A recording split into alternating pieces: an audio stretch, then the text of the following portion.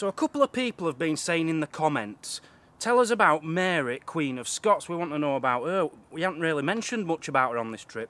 Well, this is her area. This is where she used to hang out. She was born not far away. I've already taken you there. I'll very longly tell you the full story of Mary, Queen of Scots, and her life. So Mary was born in 1542 and she died aged 45 in 1587. Known as Mary the First of Scotland, Mary Queen of Scots, and what else did she go under? Mary Stuart, which was her real name, I suppose. So Mary was the daughter of King James V. Now, she was born prematurely, so she was a bit small to start with, but she soon grew up. She was his only daughter and only legitimate heir to the throne. And he died of some weird thing. Something weird happened to him. It's said that he died from nerves after a battle. Or contaminated water. I'm going along with the water story. I can't believe for a second someone gets a bit nervous after a battle and dies. I don't see that. So let's just say he died from drinking water.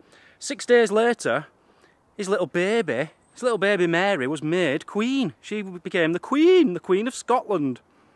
Something to remember at this stage of the story. Mary's granny was the sister of King Henry VIII. Okay, you need to remember that because that comes up later in the story. So Mary's now the Queen of Scotland, aged 6 days old. And she does a pretty good job for the first 3 or 4 months. Eating well, going goo goo goo, ga ga ga, things like that. She's doing really well, but not very good as, as ruling Scotland. She's a bit young for that yet.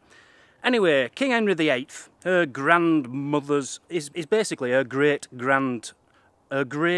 uncle. He thinks, this is before she's 6 months old, yeah. He takes a look at her and says, I'll tell you what, I think I'd like her to marry my son. Now, what kind of sicko does that? What kind of sicko does that? Little Prince Edward, he's still a little boy himself. And King Henry VIII says, right, I want these two to get married, and they all agree when they're at age. I think they said when she's 10 years old, she will marry Prince Edward, who later becomes King Edward VI. Yeah, by the time they were due to get married, Mary would be 10 and Edward would be 15 years old. It's absolutely disgusting to think about it in this day and age. Anyway, it's all agreed in the English Parliament. Everyone agrees and they sign a little treaty type thing. But Scotland turn around and say, nah, I don't think so. Nah, we're not having that. It's not going to happen, so Henry VIII, he ain't happy. He ain't happy. He don't like anyone going against him. He normally cuts their heads off, stuff like that. So he sends a big army up to Scotland to sort them out. Says, my son is going to marry Mary, and we're going to join Scotland and England together, and it's all going to become part of one family, Edward's family, my family. So the English march up into Scotland, led by the Duke of Somerset. And they go to Pinkie Clough. They have a battle at Pinkie Clough. Now, to tell you the next bit of the story, I suppose I'll have to go to the Battle of Pinkie Clough. Or Clough. I don't know how you say it. The Battle of Pinkie, it's also known as. We'll go with that. So here we are at the site of the Battle of Pinkie, or Pinkie Clough. I don't know how you pronounce the last word. Pinkie Clough. The Battle of Pinkie. The English against the Scots. This is the last battle between the English and Scots. Apart from football hooligan fights, but that's not counted as a proper battle. Now the English were here, they had 18,000 men, and the Scots had 22,000 to 23,000 men. Although the English claimed that they had 36,000 men, did the Scots. So whichever way it is, the Scots far outnumbered the English. But this was like the first of a new kind of warfare. The armour and the weapons which the English had for this battle was never seen before, and it was always going to be a massive victory for the English. So this was on the 10th of September 1547, and they met here, right here. And the Scots went up to the English. This was quite brave of them. 1,500 Scottish men on horseback, cavalry, went up to the English and says, right, give us 1,500 of your English and we'll fight one-on-one, yeah? 1,500 of our horses against 1,500 of yours. The English agreed to that. Okay, we'll go along with that. They had a battle, big battle here. Horses against horses. Not horses, it's the people on the horses. The horses themselves weren't fighting. But they had a big battle. The English absolutely destroyed them. Pretty much wiped out the entire Scottish cavalry just in that one little battle. It's because they had better weapons, better armoury, you see, better pokey, sticky things for jousting type, knocking them off their horses, things like that. They just had far superior weapons and destroyed the cavalry. One thing which was put forward then was a Scotsman came up, he says, my leader, Aaron, he wants a fight with your leader, the Duke of Somerset, just a one-on-one, yeah, them two have a fight. The Duke of Somerset said, nah, I can't be bothered. So then the Scottish went up and they said, right, we'll give our 20 best men and put them up against your 20 best men. Whoever wins, wins the battle. So the Duke of Somerset thought about this and he turned around and he went, nah, I don't like that, nah, can't be bothered, that ain't happening. So the Scottish realised they're going to have a proper, massive battle. And they thought the only way they're going to beat the English, or the only way they've got any kind of chance, is to get in there and have hand-to-hand combat.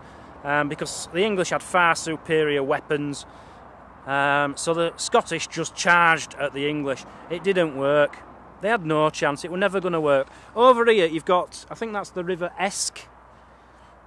And England had battleships in there as well. They were pounding the Scottish with battleships. At the time that happened, you didn't have trains going through. You didn't have 125 trains going through in them days. So that just spoilt the scenery a bit. But anyway, the battleships were firing at the Scottish. The English were getting at the Scottish. The Scottish started running away. You can't blame them. They ran towards the River Esk. And they were chased for 5 miles by the English. The English just kept slaughtering them all. A lot of the Scottish drowned trying to cross the River Esk, but it's just such a fast-flowing river, they've no chance of getting over there. And yeah, the English absolutely destroyed them. It's thought that there were 500 English casualties and 15,000 Scottish casualties and 2,000 prisoners taken. So, yeah, not a good day for Scotland, and that was the last battle between the Scottish and the English. Like some people say, it was like a Renaissance army fighting a medieval army. That's a good way of putting it. It was like Scotland was so far behind in technology when it came to weapons and armour compared to the English. They had no chance. So let's get back to the other spots, because that's where the story continues. So we're back at the first spot now. So, Henry VIII, he died 9 months before the Battle of Pinkie. But all the English says, look, we agree with what he said. Prince Edward should marry little Mary. So we'll continue to battle the Scottish and we'll make it happen. We'll in his honour, for his death and everything, we'll remember him by making sure that Mary marries Edward. Now, the Scots were a bit scared that Mary was going to get captured or something, so they turned to the French for help. They wanted, because they liked the French. I don't know why. I don't understand the history between the French and the Scots getting on so well back then. I don't really understand it, but they did. And by the way, there were some Scots guys in a tent this morning shouting at a French guy because he was snoring too loudly in his tent. It nearly turned into a fight. I just stayed in my tent and laughed a little bit. They sent Mary to France for her safety at aged 5 years old, and she spent most of her childhood there. It's said that she had a very nice childhood in France, and she was learning needlework and everything, and about 5-6 different languages. She was supposedly very beautiful as a little babe, a little child, and she grew up into an extremely attractive woman who was 5'11" tall, very, very tall for them. For what was it, the 1500s, 1540s, very tall indeed. So at age 16, Mary turned around to the French and she says, I'll tell you what I'm going to do. If I die prematurely or anything like that, if anyone murders me, what I'm going to do is I'm going to make Francis, my future husband, my French future husband, I'm going to make Francis the next King of Scotland. He can have that throne, and if we ever defeat the English, he can have the English title as well after I've died. Well, the French loved that. They loved that. They didn't even have to fight to get it. So she agreed to that, and then 20 days later they got married. Lovely wedding, reception. It were alright, but there were a bit of some dodgy pies. Apparently a few people were sick, but overall it were a really, really good day and a good turnout. By this time, Queen Mary I was the English Queen, and she just died. Now, the next person who should really have had the throne was Mary, Queen of Scots. Legitimately, she had a better claim for it. But King Henry VIII, in his last will, said, I don't want any Stuarts, any of them Scottish, any of them Stuarts up there taking the English throne. And they stuck to that. So they didn't give her the throne, they gave it to Queen Elizabeth I. Queen Elizabeth I, who I believe was a second cousin of Mary, Queen of Scots. Now, King Henry II of France, he wasn't happy with who they chose as the English king. Not that it had anything to do with the French, but he proclaimed that Mary was now the Queen of England, and his son was the King of England, if you like, the King of England. So not long after, King Henry II of France, he died in a joust. He got his head kicked in by a pole. And his son, Francis II, became King of France. And Mary, Queen of Scots, became the consort of France. The Queen of France, if you like. And not long after, Mary's mother, who was also called Mary, she died. And she was in France, and she was a pretty good mum. And she had a lot of control over the French, over the troops and everything. So the relationship between Scotland and France now, no one was sure where it was going to go, because with this Mary dead, Mary's mother, with her dead, no one knew what was going to happen. So with Mary's mother gone, the French and Henry II of France gone, it were all changing. And the French then did a bit of a U-turn. They had an agreement with the English.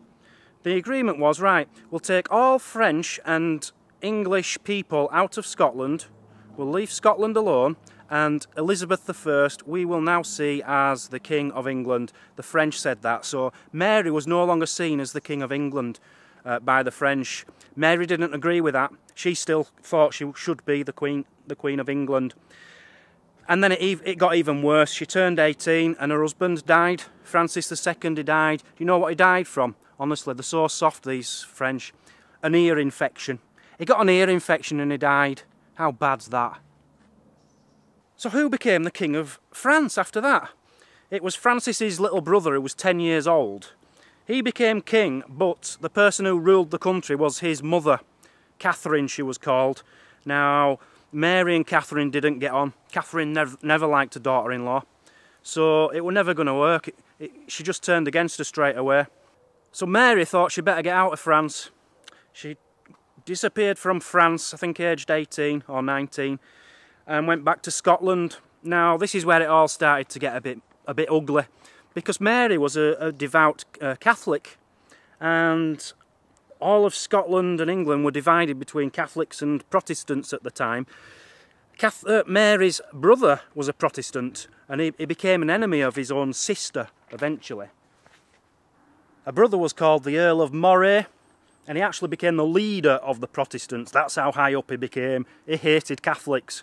Imagine having a sister who's the Queen of Scotland, who's a Catholic, and you're the leader of the Protestants. It must have been quite uncomfortable at mealtime, sat around the table. But Mary, being as lovely as Mary was, she still kept him. He was like her chief advisor. Even though he was a Protestant and he hated her guts, she kept him as her chief advisor. Anyway, she sent some dude, I don't know his name, some dude down to London to see Queen Elizabeth, and say to Queen Elizabeth, look, I've been sent by Mary, and she says, look, don't hate me for this, yeah? It's not my fault, don't shoot the messenger. She said to me, when you die, would you mind putting it in writing that Mary can become Queen of England? And Elizabeth thought about it for about half a second and said, no, I'm not going to say who's going to be the next King or Queen of England. So no, you can go back and tell her that. In fact, I'll shoot you anyway. She probably shot him. She shot the messenger. But what Queen Elizabeth I of England did say is, at the time, I can't see a better heir to my throne when I do die. Which, you know, gave Mary a lot of hope. They did like each other. Elizabeth was a bit wary of Mary because she was scared she was going to try and take her throne. But at the end of the day, they were second cousins, they used to play as little children, and they got on very well. By this time, Mary was approaching probably about 19. She's a bit horny and she's looking for a new husband. So Mary's people, they got in touch with Austrians and tried to marry her off with some Austrian prince. And Mary says, "Oh, have you seen him? He's ugly. No, I don't know what to do with him. No, I'll pick my own husband. I'm not having that. No, just go tell him. I'm not interested. I'm not marrying that Austrian." Mary wanted to marry Don Carlos, who was the Prince of Spain, mentally ill. But King Philip II of Spain, Don Carlos's dad, he says, "No, you're not marrying her. She's Scottish. I don't want you marrying a Scottish." So that didn't happen either. Queen Elizabeth of England, she turned round to Mary and says, "Look, if you marry a very noble gentleman from England, I'll sign that piece of paper saying that you can be you can be the heir when I die." But she said, no, I'm not having that. No, you're not picking me husband for me. It ain't happening. I don't want to marry an Englishman. And there's this French poet who loves Mary. God, he's got a right crush on her. And he's trying to get her attention. She's not having it. Because he's played golf with her in the past at St Andrews. That's a fact. But he looks a bit weird, like a proper Frenchman with a pointy beard and big curly moustache and stuff. Don't look very nice. A bit like Guy Fawkes. Anyway, he was hiding under a bed. He hid under Mary's bed, waiting for her to come back. And he was gonna say how much he loved her. But they did a security check of her bedroom before she went to bed and caught him under the bed. She was absolutely disgusted, was Mary. Kicked him out of Scotland. But 2 days later, it turns out he hadn't gone out of Scotland as he was ordered. He came back and he forced his way into her bedroom just as she was about to unrobe. Mary's men grabbed this dude, this French poet, and put him into, like, shackles or whatever. And Mary says, "Stick a dagger in him. Stick a dagger in him. I order you to stick a dagger in him." And says, "I'm sorry, we can't do that. He's under restraint. He's already under arrest. He'll have a trial." Which I thought were very brave of whoever said that. So anyway, it went to trial and he got found guilty and they beheaded him. Poor French guy, just because he loved Mary. So as you know, Mary lost her husband, Francis II, in France. And while she was mourning, just after his death, some English family sent over their son, Lord Darnley. Because Lord Darnley was Mary's cousin, first cousin. And they sent him over to give his condolences, basically. But what they were actually thinking is they wanted him to marry her. Trying to get them matched up together. Trying to marry the cousin with another cousin. Can you imagine marrying your cousin? Oh, that's like me marrying my Jamie. Oh, I can't think of anything worse. Oh, I'm going to be sick. No, I am going to be sick. Anyway, Mary and Lord Darnley met each other again after quite a few years. Got on all right, pretty well, and ended up getting married. So, Queen Elizabeth I of England, she was furious because she thought, hang on a minute, these two are cousins, they've just got married. Mary has a good claim to the throne. Now he does. If they ever have a child together, that's going to have an even bigger claim to the throne. I'm not happy about this. I'm getting scared. Another person who wasn't happy with this marriage was her brother. Mary's brother, the Earl of Moray. He was absolutely disgusted because she'd married another Catholic. So he decided, right, I'm going to get all my Protestants together and we're going to have a proper open rebellion. We're going to take over Mary, Queen of Scots.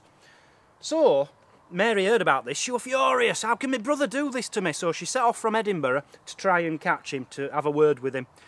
She went over, while she's going over from Edinburgh, he was coming to Edinburgh and they missed each other on the way. He went to Edinburgh Castle thinking she was going to be there to take the castle, but her men managed to stop his men from taking over. Mary couldn't find him because he wasn't there, because he was obviously at Edinburgh Castle. When she got back to Edinburgh Castle and found out he'd tried to take the castle, she was furious, so she got loads and loads more troops in Edinburgh Castle and made it safe. Her brother, the Earl of Moray, he got a bit scared because he couldn't get any more troops and he ran away to England to exile. Not long into the marriage, Darnley turned round to his wife Mary and says, "Mary, I do like being your husband and everything, it's all right, but I'm not sure about being the consort, the king consort. Can I be like a co-sovereign with you, which means if you die, I then become the king?" She says, no, I'm not having that. It's not happening, sorry. So things got really, really strained between them because he's never going to become the King of Scotland. But she becomes pregnant and they're having a baby. Now, you might think that might make things a bit better, but it doesn't. Because her husband doesn't think it's his. He thinks it's her secretary's. He was called Rizzo, I think. David Rizzo. And she was knocking him off, apparently. Nobody knows for sure, but I think that's what was going on, yeah? So she had a baby, might not be his. So Darnley, knowing that he's not going to be King of Scotland now, he goes with he takes her brother's side and goes with the Protestants and turns against her a little bit. He gets these Protestant geezers and goes up to where they're having a dinner party in Holroyd Palace or something. They're having a dinner party. And he comes up, does her husband, with these Protestants and kills David, her secretary. They kill him in front of the pregnant Mary while she stood there. How must she have felt? So because a secretary got killed by her husband, she's now, she just has a baby called James, and her marriage, it's over. It's pretty much over. You know, you can't kill a secretary and expect to still be a lover. So that's going a bit nipples up. So she goes to see a friend of hers. A friend is called the Earl of Bothwell.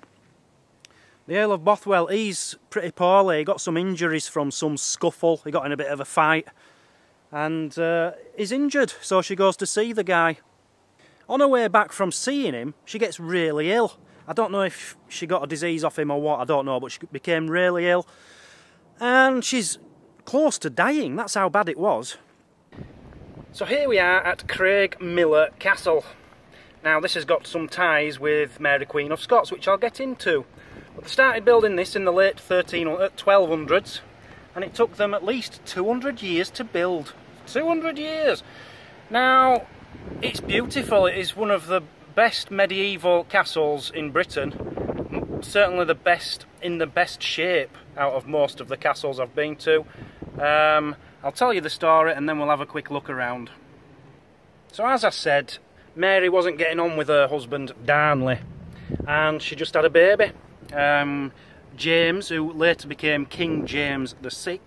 And she came here because she became quite ill after she'd given birth. And the problems with Darnley and everything, she just came here to convalesce, is that the word? Convalesce. So whilst she was here, this is where a pact was made against her husband Darnley, deciding it was going to be killed. Now, whether she knew anything about this, we don't know. She says the records seem to think she might not have had any idea, but yes, this is where they made a pact deciding they're going to knock him off. So just going away from the Mary story for now, while we look around the castle, I'll just tell you a few more bits about the castle. We've got Earl of Mar, John Stewart, 1470s. He was the brother of King James III.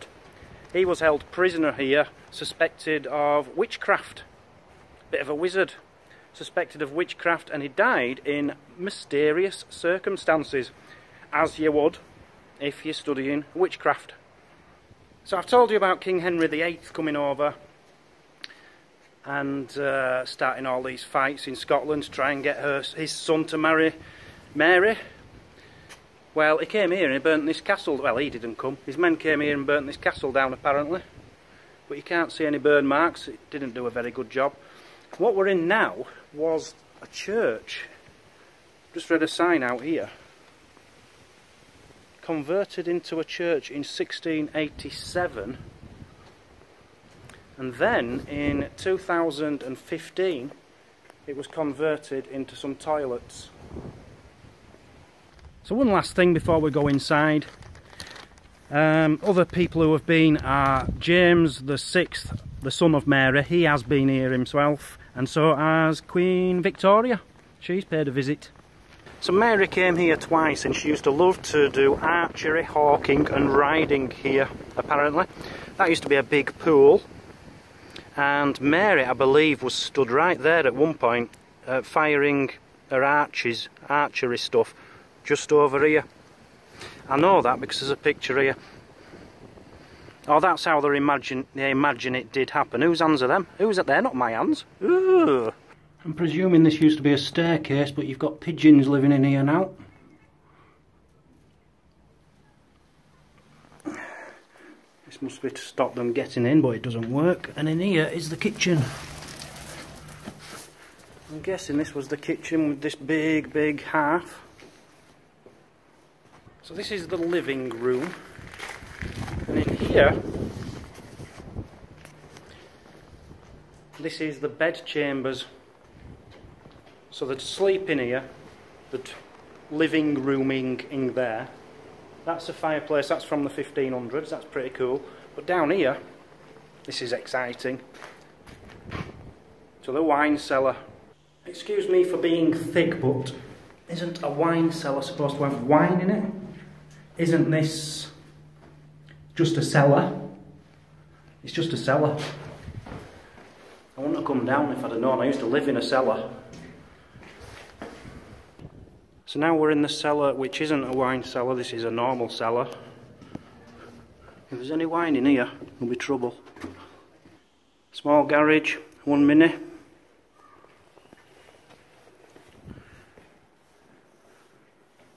Chamber. Probably a bedroom. It is in such good condition, it's unbelievable. So this is what the coins looked like when they first got married. And you see Darnley on the left there, and Darnley's name goes first on the coin, which he obviously designed it because Mary wasn't happy and she destroyed all them coins and brought out a new one, as it should be, with her on the left and her name first. Whilst she was here, apparently she kept saying, "I could wish that I was dead." She must have been close to suicidal when she were here, poor lass. I have to say that walking along here is not nice. This bit's lipped over the edge. This castle is, what, 700 years old? Who's to say this ain't going to crumble away? Not liking that. No idea what this is. You see the maze there, apparently etched into a seat here. It's not here now, but was a design for a maze. And they're wondering if it was a maze they were planning for the garden. Beautiful big rooms. These are, it's absolutely fantastic. That would be my bedroom. Yeah, 4x2. That would be mine. Big door. Well, this is the room they used to feast in, so you can imagine Mary, Queen of Scots, herself, sat there. She'd have been sat here, or at the other side there. Unbelievable history. I got it wrong because I was just reading the board down there. That's where the scuffers would sit. Well, not scuffers, they'd still be quite important people, but the Queen would have sat right underneath the fireplace with whoever owned the castle, probably. This is pretty cool because it was a kitchen. It was a kitchen when they built it, but they converted it into a bedchamber in the 16th century.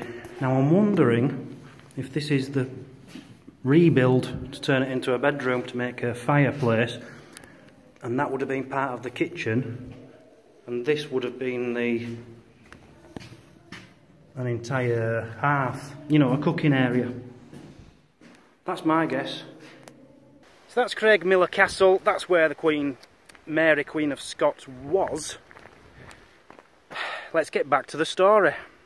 Because Darnley isn't stupid, he knows something's going on and he's fearing for his life a bit. Anyway, he gets syphilis.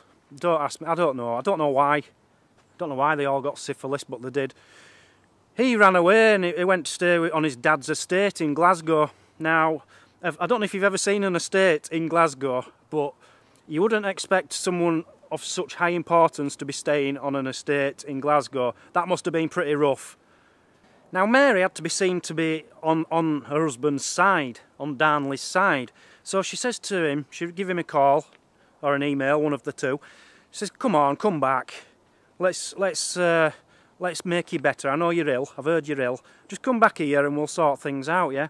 So he goes back and she keeps visiting him every night, trying to make him better, putting a little towel on his head, which is wet and makes his head feel better and stuff. And she's doing that, and one night she does it. She goes in, sees if he's alright, and then she goes to her wedding downstairs. He gets up later and goes for a little walk while she's at the wedding. And then there's a big explosion, and his body is found smothered in the garden. Someone had murdered him. They thought it were either Mary or Bothwell, you know, this guy who she was seeing, who she went to see who was poorly. The story was that she was going to Bothwell to arrange for him to be killed.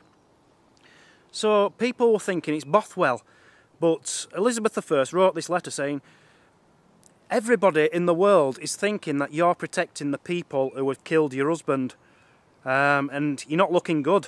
You know, people are thinking pretty badly of you at the moment. We need to try this Bothwell guy who you've been knocking around with." She says, "Alright, then you do that." So Bothwell was taken to trial and he was acquitted. They found him not guilty because there was no evidence against him.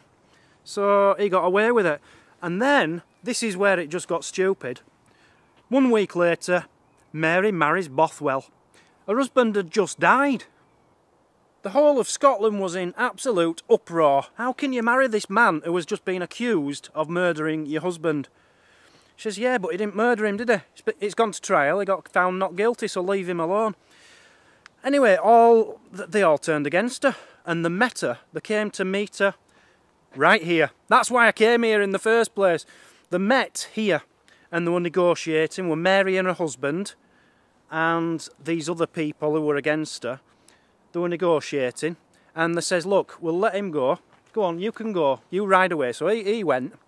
And Mary, they put her under arrest, pretty much. They says, you know, something ain't right here. You're guilty of something, not sure what yet.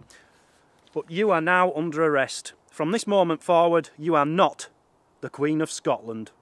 And it's said that all this happened right here. And there's a stone here, a big marker, to talk about this battle from 1567. It wasn't actually a battle, because whilst there was negotiating, all Mary's men just dwindled away. They couldn't be bothered waiting. So she just got arrested. But it says on here, MR 1567, at this spot, Mary, Queen of Scots, after the escape of Bothwell, mounted her horse and surrendered herself to the Confederate lords on the 15th of June 1567. So Mary was locked up in a castle, and 1 month later she miscarried. She didn't just miscarry a baby, she miscarried twins.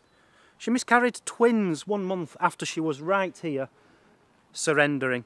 Now, who was the father? We'll never know. Was it Bothwell? Was it a husband who's just been murdered? Was it a secretary? It could have been anyone. Honestly, she wasn't fussy, wasn't Mary. Bit of a goer. So whoever the father was, unfortunately, the children died. So it was 1 day after she miscarried that she was officially made not the Queen anymore. Her son became the king, James. James was only 1 year old, so the guy who was leading Scotland then was her sister. Mary's brother then became looking after the country whilst her 1 year old son was growing up and she was in prison. She asked Queen Elizabeth of England to help her out. She says, "Well, I need to know that you didn't kill your husband Darnley first. Who's to say you didn't do it? So she went on trial, and they brought out a load of letters. These letters were addressed to Bothwell saying, go on, kill me husband for me. Go on, kill him, I don't like him anymore. But she denied that them letters were written by her, and it's never been proved one way or the other for sure if it's true or not, because it's believed that her son, James, burnt all these letters when he grew up a bit. But this became one of the strangest trials in history, because nobody was found guilty and nobody was found not guilty. They let her go, but she was still under arrest. She was still under house arrest. She couldn't go anywhere. So she was never found guilty, but she was still a prisoner. I say prisoner, she lived a life of luxury. She still had 13 servants all around her. She lived in a beautiful little houses and stuff. She could still go out riding, but she was confined to a little estate in certain places. They kept moving her around a bit to give her a better view. But yeah, she was officially imprisoned. So while she's in prison, she gets really ill and she becomes lame. I don't know why. She got lame, which means she walks like that. Now, Elizabeth I, Queen of England, says, look, I'll help you get your crown back if you like. All you have to do is become a Protestant and turn the whole of Scotland into Protestants. So get rid of all Catholics, we'll just all be Protestants. Mary and all them, they said, no, that ain't happening, definitely not happening. This is where Mary got a little bit stupid. She'd been sending letters out from her little prisony, cushy house. She was sending letters out, and one of these letters apparently said that it was trying to assassinate Queen Elizabeth of England. She was trying to get her killed. Now, Elizabeth of England found out about this. She wasn't happy because she was nearly dead. And she had to be tried. She had to be tried for this. She got arrested, did Mary. She was arrested for treason, and Mary says, well, you can't do me for treason because I'm not English. I'm a ruler of Scotland, which she wasn't anymore. I'm a ruler of Scotland, I'm not English, you can't try me under an English law like that for treason. Good point, really. But she had a trial and she was found guilty of treason. Now, Elizabeth I of England, she wasn't... Her sentence was death, yeah, to be beheaded. But the Queen of England, she was a bit wary about signing a death warrant for Mary because she was scared that her son, James, when he were a bit older, he'd come back and try and blame Elizabeth for her death, and she wasn't sure about it. But eventually she thought, oh, sod it. She signed the papers. She was going to be executed by cutting off her head. So the day came, 7th of February 1587. She's there, she's just about to get her head cut off. The executioner, he kneels before her and he says, excuse me, Mary, will you forgive me if I cut your head off? And Mary turns round and says, I forgive you with all my heart. I just hope you can bring an end to this horrible life I'm having. Something like that. So she said her last words. I think she said it in Latin, but what it actually meant was, into thy hands, O Lord, I commend my spirit. Now, I've heard that before because it's in Jesus Christ Superstar. I'm sure someone says that at the end where Jesus is on the cross. Anyway, that was her last words, and the executioner cuts her head off. Now, it didn't go smoothly. The first time he tried to chop her head off, he caught her on the back of the head. That must have hurt because it didn't kill her. And then the second time, it cut most of her head off, apart from a bit of sinew. Yeah? And then he cut the rest off. What did he use? I think he got an axe. Yeah, he put down the big swordy thing and he just got a little axe and chopped the sinewy bit off. That's true. So, and then he held up her head. And what's amazing is, as he held up her head fell down, and in his hand was a wig. She'd been wearing a wig all these years, and she actually had very short grey hair. That's true as well. And underneath Mary's skirt, after she'd been executed, they found a little dog. She had a little Skye Terrier dog hidden underneath her skirt. Now, this dog wouldn't leave her body, it wouldn't leave her side because it loved her. And it was covered in blood, and they ended up having to forcibly take it away to get it washed and cleaned up. That's a true story as well. So that's the story of Mary, Queen of Scots. I'm sorry it dragged on and on and on. It is a very long story. The way I told it, it might have come across a bit boring, but I challenge anyone to say it any better. I'll leave it at that for today. I've got to get to my next campsite. I'm leaving Scotland. I'm off to the north of England. Woohoo! I'll see you hopefully tomorrow, if not the day after, on Digging the Coast 365.